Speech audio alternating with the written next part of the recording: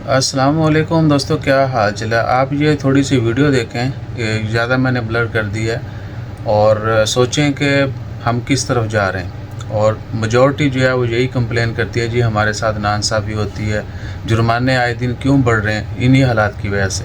ठीक है ना, वीज़े रिन्यू नहीं होते, नए लोगों को आने के लिए बड़ी मुश्किलात हैं। एक तरफ तो हम यूरोप का जो है ना, वो यूरोप की ख्वाहिश रखते हैं कि हमारा वीज़ा आसानी से लग जाए, और दूसरी तरफ हम अपने जीसीसी के मामला जो हैं वो भी हाथ से निकाल रहे हैं। यानी यहाँ का वीज़ा हमारे लिए बहुत आसान है, हर किसी को मिल जाता है, कोई लंबी चौड़ी रिक्वायरमेंट नहीं है, बस पासपोर्ट होना चाहिए, फिट होना चाहिए, आपका वीज़ा लग जाता है। लेकिन ये जो हालात चल रहे हैं, इसके बाद क्या कहा जा सकता है, तो सब्र जाएँ इससे पहले कि पानी जो है ना वो सर से, बल्कि पानी तो गुज़रा हुआ है, बस हमारा बहुत सारी हदें क्रॉस करना बाकी है।